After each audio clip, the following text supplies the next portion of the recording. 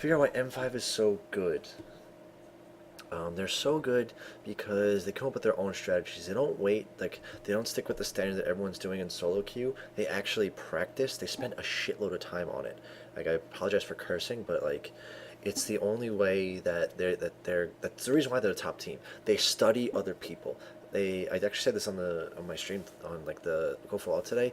They watch other teams. They watch their streams. They study their scrims. They actually get replays. They connect to people and they get the replays to watch what they've been doing, and then they understand people's strengths and weaknesses and they completely capitalize on it. So when they go into a game, they know at exactly what point will make someone slip up. They know what will make a certain player slip up. They know who to focus on to get frustrated to possibly screw up. And they just capitalize on those little mistakes. People think, oh, they got lucky because someone screwed up. No, they're focusing someone specific. They're absolutely focusing someone specific, and that's why teams need coaches now. M5 has a fantastic, fantastic coach, and you can't teach that. Like, a coach of that caliber, you can't just pay anyone to do. He knows what he's doing, and it's so strong, and that's why they do so well because they have great insight into the game. They understand when the champions they pick, they know inside and out 100%. And the champions they play against, they know inside and out. And then also they have the coach that studies the other players and says, look, these are the guys that you want to focus on. These are going to be the weak links. These are going to be the guys that give you the openings to win the game. And that's what they emphasize on.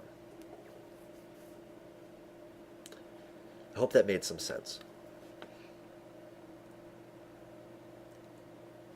And actually, another very big thing, as I forgot to mention, as to what they do, they actually, some of their picks are directed at the other player's play style. Like Alex Ich, he picks TF when you should not pick Twisted Fate. He picks Twisted Fate when Twisted Fate should not be picked. But why does he pick him? He picks him because something inside the other player's head, like they think Twisted Fate is a joke. I'm gonna crush him. I'm gonna be super aggressive. And what happens? You see the player go super aggressive on Twisted Fate, and what happens? Diamond is right there. He's right there to gank right when they know that person's gonna be aggressive. It's brilliant. The strategies are brilliant, but no one understands why.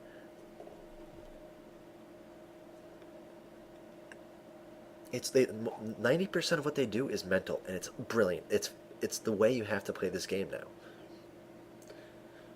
These like cheeky little strategies, M5 doesn't. It's not. They're not phased by it because they've studied the Koreans, they study the Europeans, they study the Chinese, they study the Americans, and they understand all of these playstyles. There are a couple of other strategies that are waiting to come out, and I'm waiting to see them. I have a couple that I have a feeling will come out, but at the same time, it's like there can only be so many more. There are only so many more that are open, that are viable. And then after that, there's going to be a huge shift in the meta, and then we're going to see the real game come into play. Then we're going to really see who the good teams are. Because on the surface, M5 is one of the top teams, but just like you see TSM, you see CLG, like, yeah, they practice for like an hour, maybe two, then that's it. M5, they're practicing as a team for 7 to 8 hours a day. But the new meta, my thought is, will most likely be either support Bruiser, which used to be the case, but it would be most likely in the mid lane, or support AD, but in the mid lane. The mid lane's going to be the big change. And then they're going to, if you're blue side, you'll throw your AP caster in the top lane. If you're purple side, you need like a mana-less type of caster, or someone that's efficient with their mana. So then they'll go in the top lane as well, and you'll throw your bruisers down the bot lane. Because then what happens there is, you can take dragons at 5 to 6 minutes. How's that for an idea? Because now the dragons have come out like 8, 9 minutes. You can take off a couple more minutes from that. It makes the game that much crazier, and at the same time, the supports can roam. The supports can roam to top and mid, or top and bottom, and into the jungle.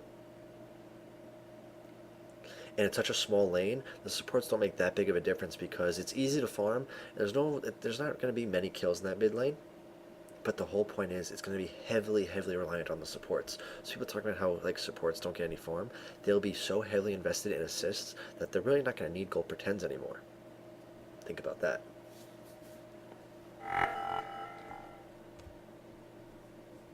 Who's this? Someone's friending me.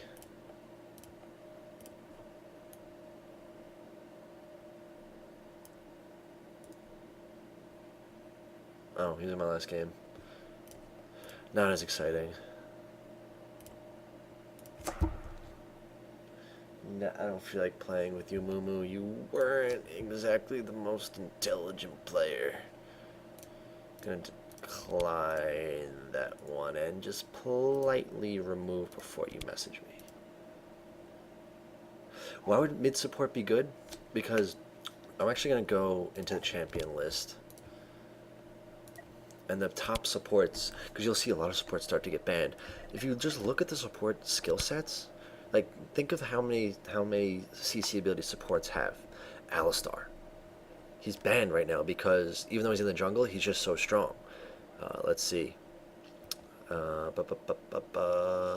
Blitzcrank. Uh huh. Where's Janna? Janna and Galio is good for a slow, but weak support still. Janna, slow, knock up, throwback. Uh huh. Lulu has a huge slow. She'll see a lot more play. Lux, I don't consider her a support. She's just garbage. Bu- bu- bu- bu- Who else? Who else? Who else? Who else? Sona, her slow, her damage reduction, her ultimate. Soraka will fall out of favor. Tarek, his stun. What more do you need? And then you see a couple like then you'll see these big supports get banned, and then you'll see some big crazy changes. Like you'll see Poppy support because there's a little more option for stuns in the mid lane. How about that? Sejuani for her slow, she can become a roaming support, not necessarily needed for the jungle anymore. Karma comes into play because she has the slow. She has a good amount of burst damage, but it's still a little tricky, and we're waiting on that rework. Who else is who's actually a decent support that's very unconventional? Fiddlesticks. Fiddlesticks is a good support with his fear, his silence, and his drain. Annie can be played as support. I mean, just think of all the combinations of things. Nautilus, absolutely, he'd probably be one of the top supports in mid lane. They will remove him from the jungle if this does happen, and all he'll do is he'll get boots 5, and he will just disappear off the map. He'll just be all over the place non-stop.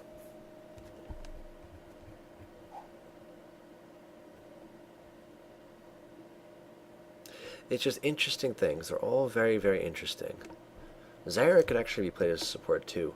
It's actually, she's an interesting one because she kind of has tiny free wards. Surprised that no one's tried that one out really, but she has potential there because she does have some nice CC.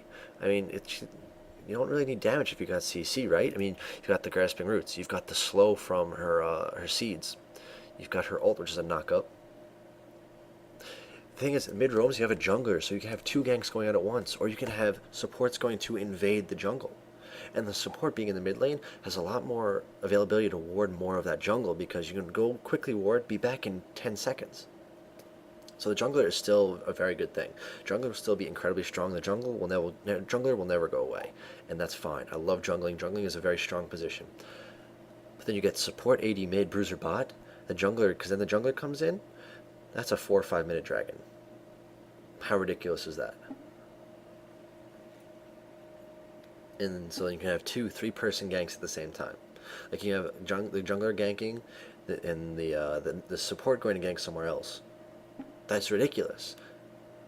Because if let's say you're in a ranged team game, people are gonna be communicating. Oh, I'm getting ganked top, blah blah blah. Communicate. All of a sudden, oh shit, there's a support here too, and they have their ultimate, they have their CC. What do I do?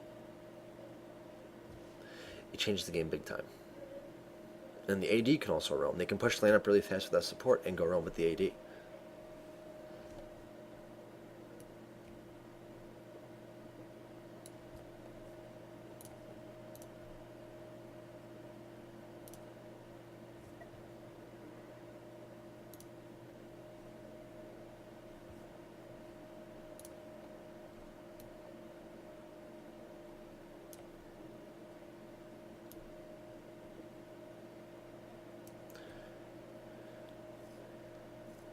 If you go against someone that doesn't roam against the turret, that's fine. They get the turret, but at the same time, if you're able to successfully roam, and they know that you're, because eventually once this meta comes into play, because I'm fairly confident it will, they're gonna be forced to follow, or at least go gank at the same time. Because either you have to push, or you have to go and help gank. And more than likely, if you go to roam, the jungler will probably show up and just keep the farm there. But generally, the thing is, like, if you're able to go roam, that means that their lane's already pushed. So you can go roam. They're gonna try to push the lane, but there's gonna be no time to actually get that tower. That's kind of why you see people push the lane when you see someone's gone, because even if they come back, there's not gonna be enough time for that lane to be pushed. Well, pushed enough to take out the tower.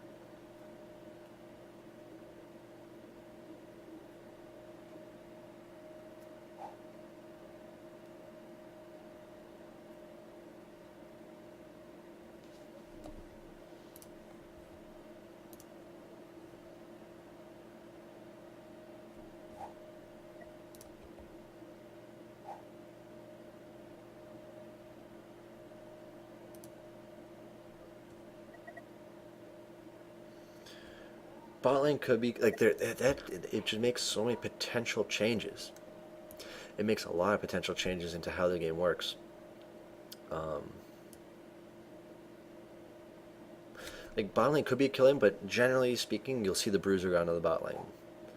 It'll more or less be a one-on-one, unless the AD is confident enough. Like let's say it's Graves. Graves can sit there. He can 1v2 because he's tanky enough. So then the support can go down to the bot lane and sit with the bruiser. How is that for something crazy? So you can run Leona Jarvan in the bot lane, keep your AD in the mid. So if it's Graves, you still have your AD carry, and then you have your AP carry in the top lane. Crazy, right? It doesn't. Then you don't have the lane set in stone. There's a potential for all sorts of crazy crap. Because the mid lane is so small, you don't need a support on your AD. Your AD can be, most ADs nowadays have an escape. They can get back into that tower and be fine. So that opens up a whole world of possibilities.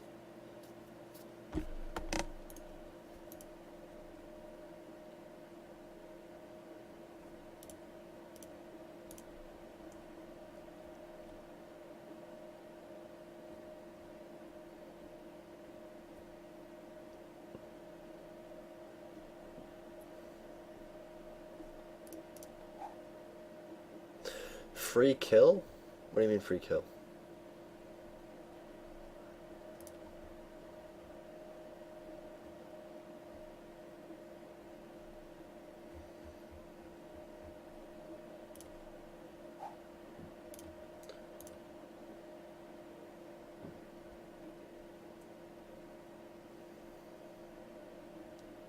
Well, the thing is, it would be tough with a full team initially, because you really need a team that's very practiced to put this out effectively.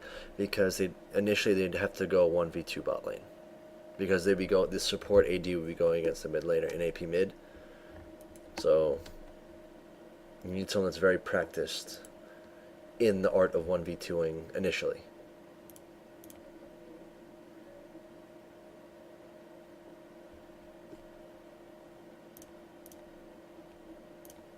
And that's why it's going to be difficult to pull off at first. But you see all these top tier teams, they have the ability to do a 1v2 lane. So, and that's why it'll be effective initially. And then they make the swap, and then you see it become more of a permanent thing.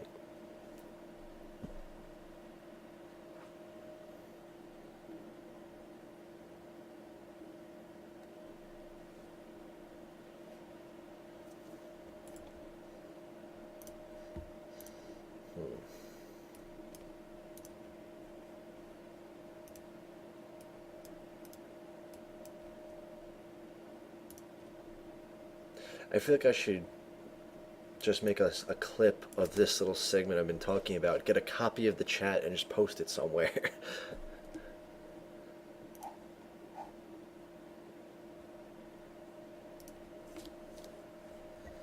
Because, I mean, after I explain it, it sounds like it would work very well, right?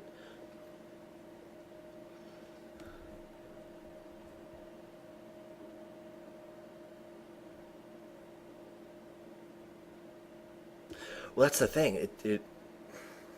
They still can, because what you do is you give them the blue buff. You give them the blue buff. Kind of like how you see Yorick getting the blue buff when he goes bot, when he goes one versus two bot. You give them the blue buff, and that will shut them down early on, and that makes them incredibly strong. Because an AP carry is they're very easily able to deny anyone farm early game. Early to mid game, the AP carry is one of the strongest champions in the game.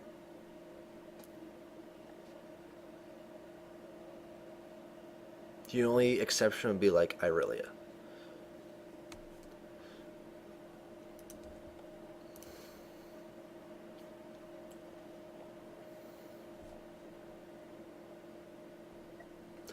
But there will be one team comp. There will be one team comp that will set this whole thing in motion. And I don't think it's going to be M5 that's going to do it, to be honest. I think that they're kind of waiting to see it happen. I'm sure that I think that, I understand they know the strategy. They're not going to implement it yet, though, and that's what's going to be the sketchy thing, because there aren't many teams that are ballsy enough to make that move. Um, so you need another team. It's not going to be TSM. They're too focused on what everyone does. They like to stay just with the current. Um, my guess is if anyone were to do it, it'll be CLG NA. Oh, I didn't read this anywhere. I just kind of thought of it, and I had a huge discussion with a couple of high-rated players. Dignitas, they're actually a good name for that too. I could see them doing it, but my biggest thought is it will come from the Koreans. It will more than likely not come from the Koreans, because if you watch their games, you can see that they are every single game that they play, they're trying to do something different. They're trying to find something that works because they want to make a style that is their own, and they will find something that works for everyone, and it's going to be so hard to defeat. Because at the same time, let's say you have your blue side, you have a Cassiopeia top, you have a jungle Mundo, you have a support Nunu. You can take Baron as it spawns. Think about that. Because Cassiopeia with blue destroys objectives, destroys dragon, destroys Baron, shreds people too, if you've seen her played. Mundo, percent health shred, very tanky. Nunu, true damage. And then maybe even a Cho'Gath. You can also throw in a Cho'Gath there instead of Mundo, but I think Mundo's a little bit stronger in terms of taking Baron. Cho'Gath is generally stronger in terms of securing the objective. Mundo and Nunu are good for doing it quickly. And so, 15 minutes, all of a sudden, Baron buff. What the hell? Where'd that come from? That'll be the big play, and that's gonna, like, everyone's eyes are gonna open up and they're just gonna be like, oh wow, this is the way the game's gonna work now.